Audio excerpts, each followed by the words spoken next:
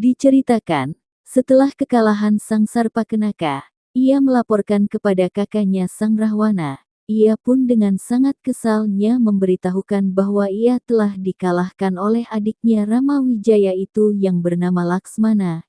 Ia pun sangat-sangatlah marah kepada mereka, terutama kepada Laksmana, adiknya Rama Wijaya itu. Sang Prabu Rahwana juga diberitahukan bahwasanya istri dari Rama Wijaya, yang bernama Dewi Sinta itu sangat cantik dari Dewi Citrawati, yang mana bisa-bisa melebihi kecantikan Dewi Citrawati dan Dewi Widowati. Kemudian setelah mendengar cerita tersebut terbesitlah, ia ingin menjenguk akan istri dari Prabu Ayodhya Rama Wijaya itu. Sang Rahwana langsung pergi ke tempat tersebut ingin mengecek benarkah yang dikatakan oleh sang adik Sarpakenaka.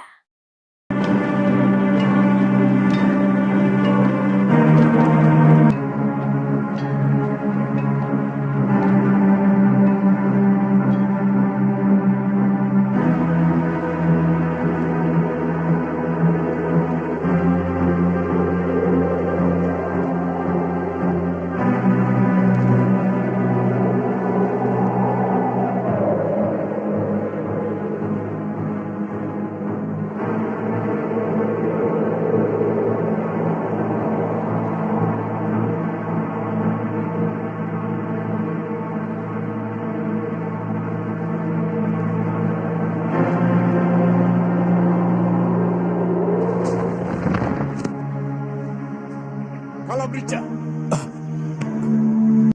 turun kamu. Ada tugas apa, Maharaja? Kamu sangat tahu seluk-beluk hutan Kandawa ini. Aku akan mencari kesatria Ayodhya yang telah menyiksa adikku. Begitu sesampainya di sana ia menyeru akan Denawa, yang merupakan anak buahnya sendiri, sehingga ia pun bertanya dengan Dewana tersebut, benarkah ada orang yang tinggal di sini? Namun, Sang Denawa pun menjawab ada orang yang tinggal di sini. Begitu sesampainya di sana Sang Rahwana mengingat bahkan Dewi Citrawati yang sama dengan Dewi dari istri Sang Prabu Ayodhya. Itu, sang anak buahnya disuruh untuk berubah menjadi seekor kijang, untuk mengalihkan perhatian dari mereka agar memburunya dan ia dapat menculik sang permaisurinya yang cantik jelita bak bidadari. Ternyata benar saja Sang Rama Wijaya disuruh untuk berburu dan tertinggallah Laksmana, dan sang ia disuruh untuk menjaganya. Dan tidak lama kemudian Sang Rahwana berubah menjadi orang tua, yang dan merubah suaranya menjadi Sang Rama Wijaya, hingga akhirnya Laksmana menyusul dengan keadaan istrinya. Khawatir sebelumnya Sang Laksmana pun menggambarkan lingkaran, dan jangan akan keluar hingga mereka kembali akan, tetapi setelahnya itu, Sang Rahwana pun berhasil untuk menculik Sang Dewi Sinta, istri dari Sang Prabu Rama Wijaya.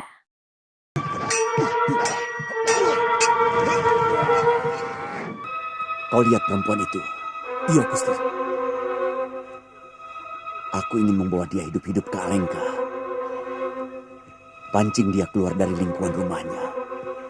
Nanti aku akan menangkapnya. Aku tidak ingin ada urusan dengan dua kesatria itu. Baik, Gusti. Sudah selesai. Dinda mau coba? Nanti saja, Kanda.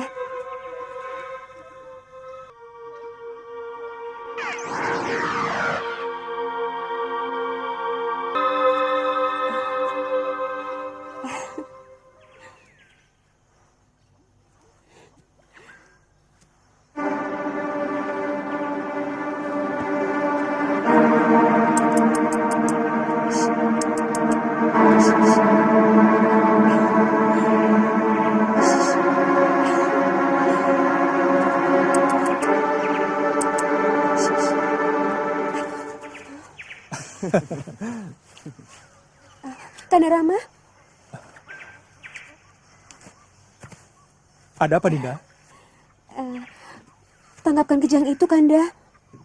Bulunya bagus, seperti diperada dengan emas. Saya ingin kejang itu, Kanda. Tunggu ya.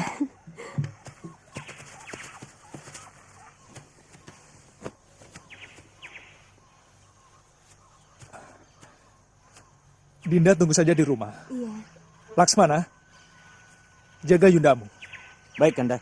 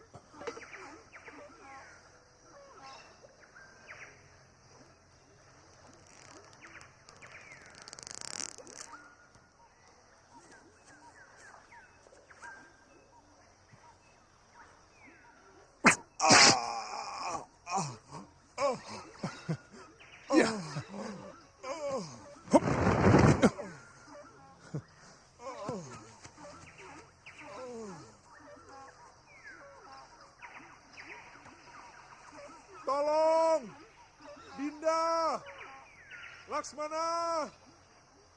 Tolong Kanda! Tolong! Tolong Dinda! Laksmana! Tolong! Tolong Dinda! Tolong Laksmana! Dinda, cepat. Itu suara Kanda Rama. Tolong! Saya takut ada apa-apa. Cepat, Dinda. Tolong kakakmu. Tunggu apa lagi? Tapi Kanda Rama menyuruh saya untuk menjaga Yunda Dewi. Saya takut. Apa sebenarnya maumu, Laksmana? Kamu mau membiarkan kakakmu celaka? Atau itu yang kamu inginkan? Supaya aku menjadi janda dan kamu bisa menggantikan kakakmu? Jangan harap aku sudi, Laksmana. Putri Mantili, Laksmana tidak akan pernah memiliki pikiran yang tidak senonoh terhadap Yunda Dewi. Adapun Laksmana tidak mau pergi mencari Kanda Rama karena Laksmana punya tanggung jawab menjaga Yunda Dewi atas perintah Kanda Rama. Baik, saya akan mencari Kanda Rama.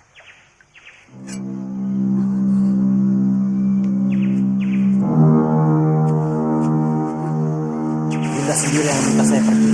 Saya akan cari Kanda Rama. Pesan saya, jangan sekali-sekali Yunda keluar dari lingkaran ini. Apapun yang akan terjadi.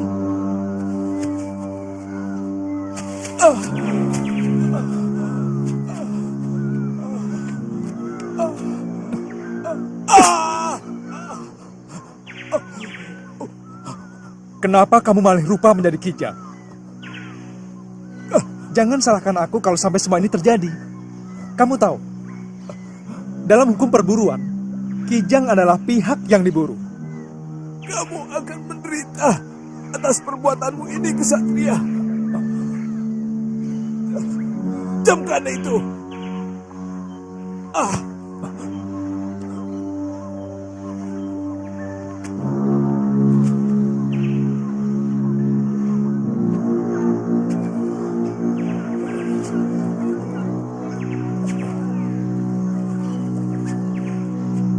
putri cantik, beri saya seteguk air. Tenggorokan saya tercekik oleh rasa haus. Oh putri, masih jauhkah desa dari tempat ini? Saya haus sekali. Sebentar ya, Kek. Sebenarnya saya tidak boleh. Tapi...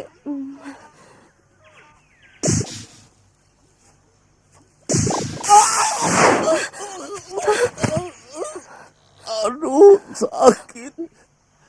Ternyata Tuan Putri sakti sekali. Dan dilindungi Dewata. Saya hampir mati terkena ajian itu. Saya baru mau bicara agar kakek tidak melewati garis ini. Sakit, Kek. Ini, Kek, saya lemparkan lahang air ini. Jangan, jangan. Saya tidak bisa menangkap. Nanti jatuh tumpah.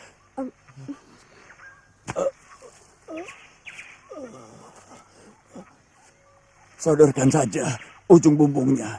Nanti saya ambil.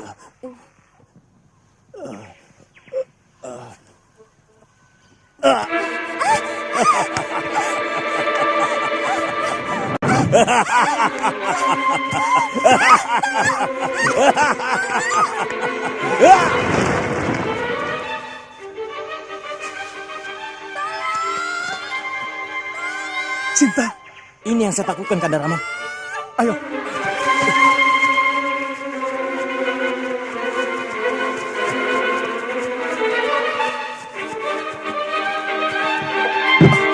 Yunda,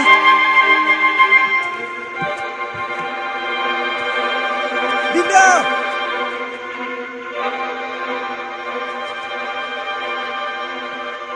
Kemudian Sang Rama Wijaya kehilangan jejaknya sang istri, sampailah ia menemukan akan Sang Garuda, yang berusaha untuk menyelamatkan sang putri akan tetapi ia sekarat dengan kekuatan Sang Rahwana benar-benar sakti, dan Sang Rama berjanji ia akan merebut kembali sang istrinya. Di sisi lain, di kerajaan Alengka Dirja Sang Rahwana berhasil mendapatkan dan ia tertawa terbahak-bahak hingga Ia berkata akan mengadakan pernikahan, namun sang adik, Wibisana, menjelaskan akan itu perbuatan yang tidak baik. Sang Raja Rahwana pun terkesima dan Wibisana pun menyarankan akan ia tinggal di kaputren putrinya untuk tidak melakukan apa-apa terhadap sang putri, Mantili tersebut.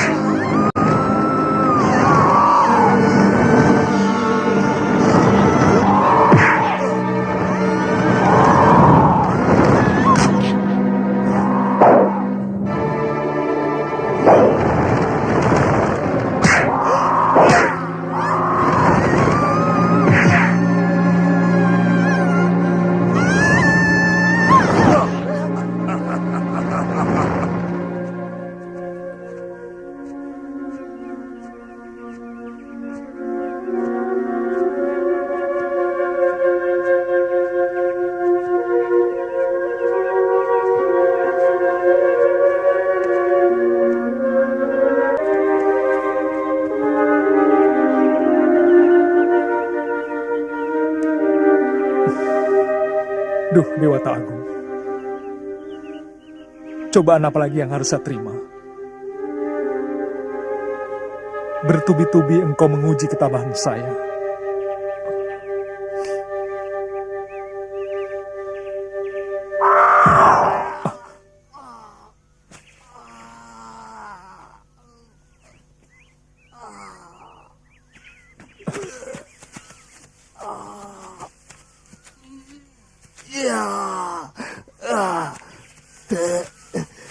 Kesatria, apa kalian mencari seorang wanita? Benar, Garuda. Dia istri saya. Namaku Jatayu. Aku terluka parah karena melawan Raja Raksasa yang menculik istri Tuan. Boleh saya tahu nama Tuan? Saya Ramawijaya, putra Dasarata. Kami dari Ayodhya. Oh, sungguh aku berbahagia bisa bertemu denganmu, Dewa. Saya sahabat ayahmu, istrimu diculik Rahwana dari negeri Alengka.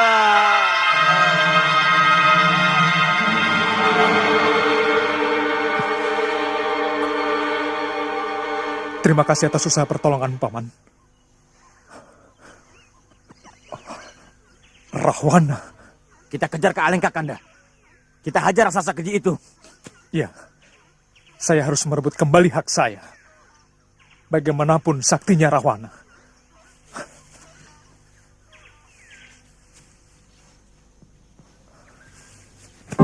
Saksikan Dewa, aku bersumpah. Aku akan membunuh Rahwana yang telah menculik istriku. Ya!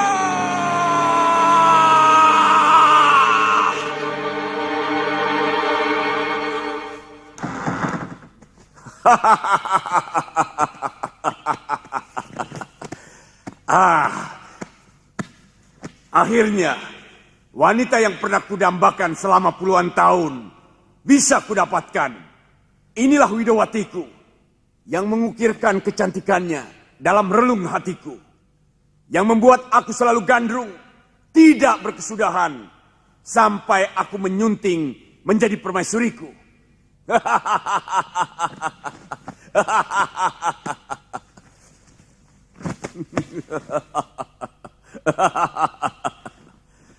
Persiapkan keramaian selama 40 hari 40 malam. Dalam upacara perkawinanku nanti, Wibisana. Baik, Kanda Maharaja. Saya yakin, lebih dari itu pun, Kanda pasti sanggup. Tapi masalahnya, apakah Dewi itu bersedia menjadi istri Kanda? Ada urusan apa? Dia mau atau tidak mau?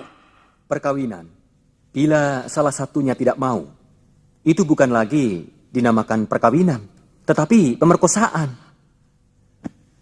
Hanya kaum begal dan para perampok yang biasa melakukan hal seperti itu.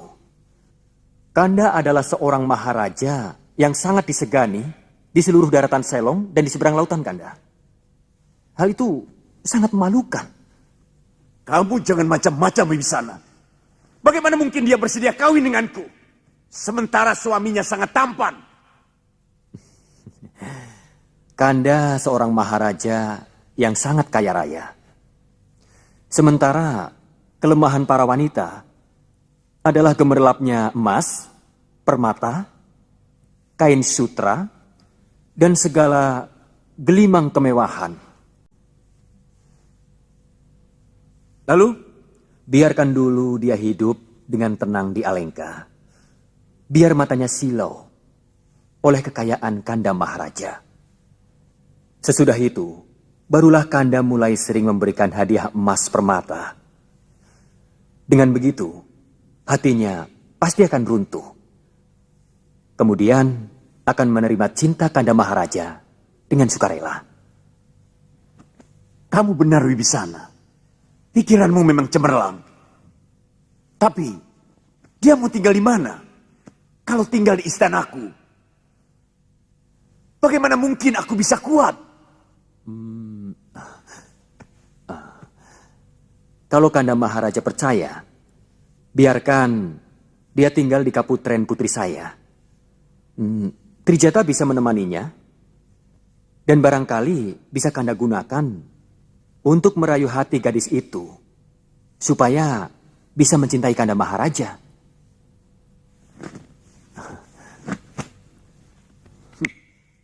Kamu sungguh cerdas, Wibisana. Suruh Trijata kemari. Dan menemani Widowatiku kalau dia siuman nanti. Aku perlu istirahat. Baik, Kanda.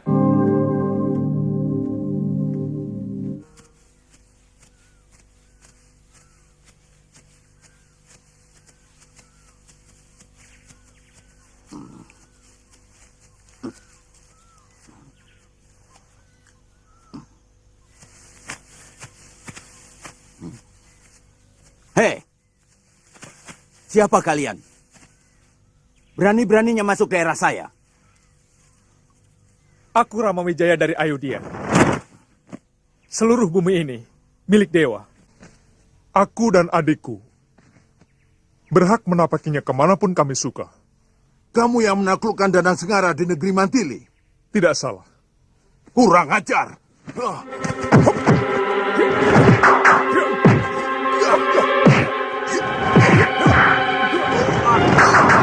Kemudian Sin berpindah lagi ke tempat Sang Rama Wijaya untuk mencari Sang Permaisuri. Hari-hari terus-menerus berjalan hingga ia pun di perjalanan bertemu dengan lutung yang mana lutung itu menyerang tanpa sebab, karena ia Rama Wijaya tidak tahu urusan dengan Sang Gagak Dandang Sengara. Sang Prabu Rama Wijaya berhasil menaklukkan akan lutung tersebut hingga ia menyerah dan siap untuk menjadi taklukannya, namun Sang Rama Wijaya hanya perlu bantuan suatu hari nanti.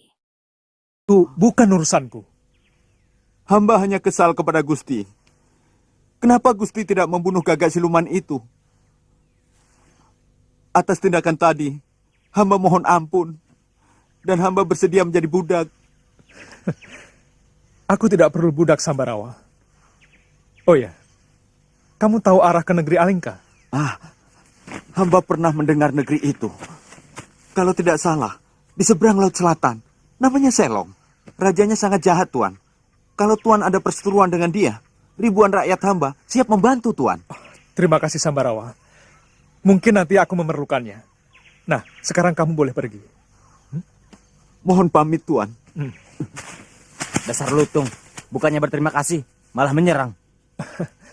Iya, itulah bahasa kaum binatang. Tapi sebenarnya dia baik. Hatinya tulus. Ayo,